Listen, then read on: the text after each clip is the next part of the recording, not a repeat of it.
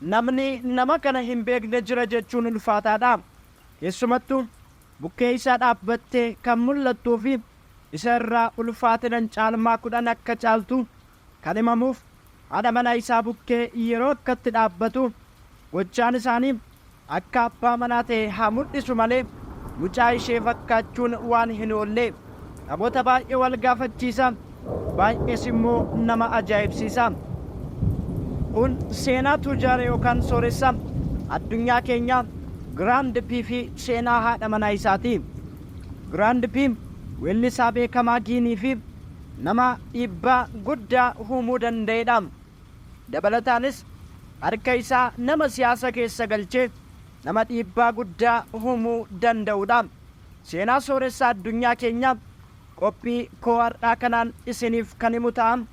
Chaanaalii koo kana sabskiraayib gochuun mallattoo bilbilaa tuquun torbanitti sagantaa dubbii ijoo ta'ee fi dinqisiisan YouTube irratti yeroo gadhiifaman jalqaba isiniif ergaan akka isiniif dhufu gochuu ni dandeessu. Gara biiliyeenara addunyaa keenyatti haa deebinu. Biyya Giinii keessatti namootni miiliyoona baay'eetiin kan jaallatamuu fi dinqisiifamuu hordoftoota baay'ees kan qaban namoota muuziqaa keessaa jalqaba irratti kan beekamu Giraand P'dha.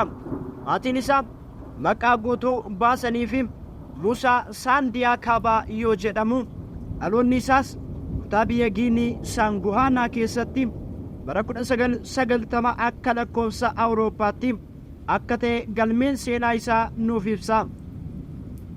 Giraand P yookaan maqaa guutuu isaatiin Muusaa Saandiyaa Kaabaa erga dhalatee kaasee dhukkuba waliin kan dhalate yoo ta'u, maqaa doktorotaatiinis Horojeeriyaa dhukkuba jedhamuun akka waliin dhalatee beekamee ture. Dhukkubni Pirojeeriyaa jedhamu kun dhukkuba keessoo jiinii waliin wal qabatu yoo ta'u, namoonni rakkoo kanaan qabaman guyyaatti dhalatanii kaasanii guddina yeroo malee fi saffisa agarsiisuun dabalatanis dafanii waan dullooman ni fakkaatu. Qorannoon saayinsii akka nuun jedhutti dhukkuba kanaan namoonni qabaman umuriin isaanii baay'ee kan hin deemnee fi yoo baay'ate hanga dhuma 20mootaatti qofa jiraachuu yoo danda'anidha jechuun yoo ibsuyyuu, namoonni akka Giraand P garuu dhukkuba kun ama isaanii gara alaa irraa miidhaa geessise malee nagaadhaan yeroo jiraatan argaa jirra. Giraand P'n ijoollummaa isaa Saanguhaanaa magaalaa Kuweenti jedhamu keessatti kan dabarse yoo ta'u, bukkee isaa bu'anii kan gargaaraa turan immoo Miisisendaa Maayister Kaabaa jedhamuun kan waamaman abbaa fi haadha isaadha. Egaa Giraand P'n qaama isaa kanaan akkatti kan jijjiire dheerinni isaa meetira 1 fi seentimeetira 7 qofaatti kan daangeffame. Dhukkuba qaama isaa quucarsu qoramuunis wanti nama ajaa'ibsiisu garuu namoonni baay'een fayyummaa guutuu qabaatanii wantoota argachuu hin dandeenye hunda argatee jireenya namoota baay'eetiin hawwamaa jiraachuu danda'uu isaati. Ijji namoota baay'ees akka isarra bu'u kan godhe akka lakkoofsa Awurooppaatti bara 2020tti Giraand P'n moodelistii biyya Ivory Coast tokkoon gaaffii jaalalaa dhiyeessee fi qubeellaa godhachuun isaa dubbii ijoo addunyaa kanaa ta'ee ture. Moodelistiin kun Iyuu Dookisiyaahoo jedhamti.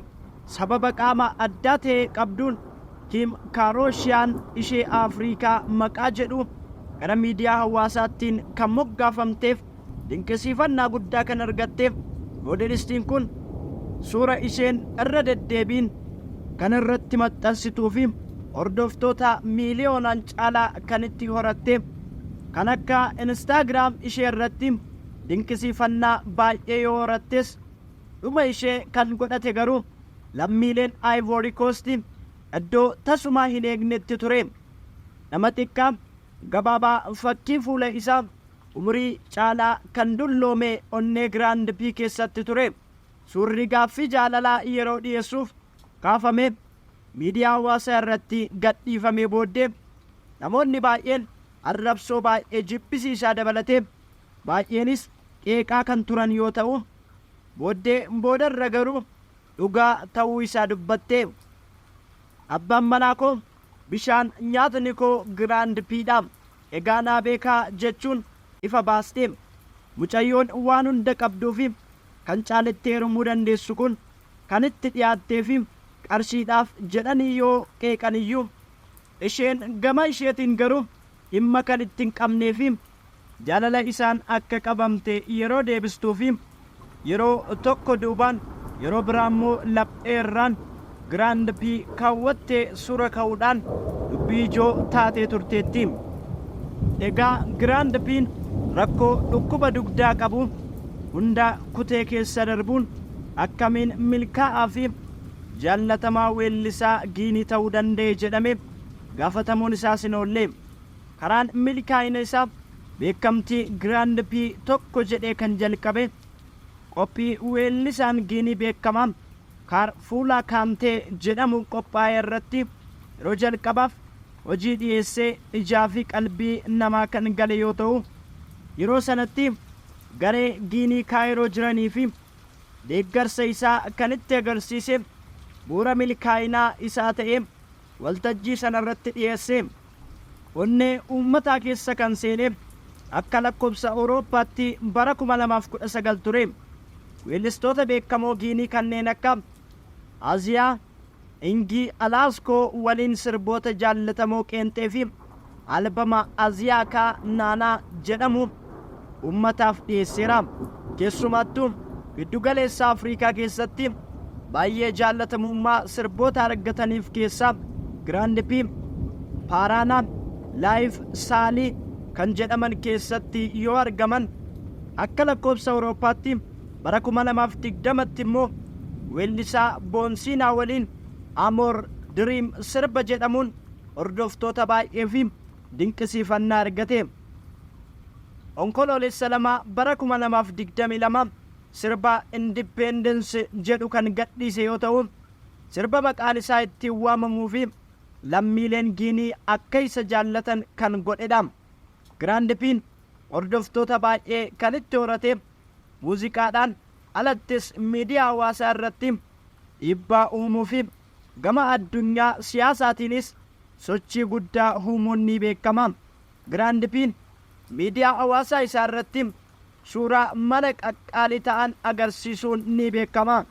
Kanaanis biiliyeenara akka ta'e maddeewwan odeeffannoo adda addaa suuraa wabeeffatanii haa gabaasan malee inni garuu ani biiliyeenararra hin geenye jedhee deebii kenna. Akka gabaasa bara 2021 ba'een qabeenya mirkanaa'ee doolaaraa miiliyoona 10 akka ta'e dubbatee ture. Giraand P'n jaallatamummaa Giinii keessatti qabuu fi haala boca fuula isaa waliin wal qabsiisanii qabeenya isaas itti dabalanii waan kana hundaan namoonni baay'een waa'ee jireenyaa gaa'ila isaa kanaa akka shakkan godheera jedha.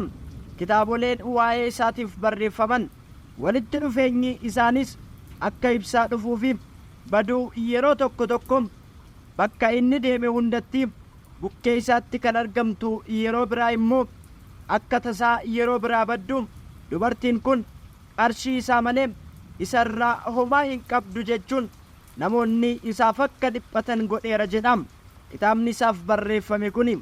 Haa ta'u malee bara 2020 irraa eegalee kan jalqabe hariiroon jaalala isaanii dhaabbatee yeroo jedhan itti fufee yeroo jedhan dhaabbatee hanga ammaa kan jiru yoo ta'u 8 bara 2023 garuu dubartiin namoonni baay'een qarshiif hariiroo waliin eegalte jedhanii kan quba itti qaban haati manaa isaa gaazexeessaa Jooyi Piraayim jedhamu irratti affeeramtee jaalalli ani isaaf qabu qulqulluu fi faayidaa irratti kan hin hundoofnedha.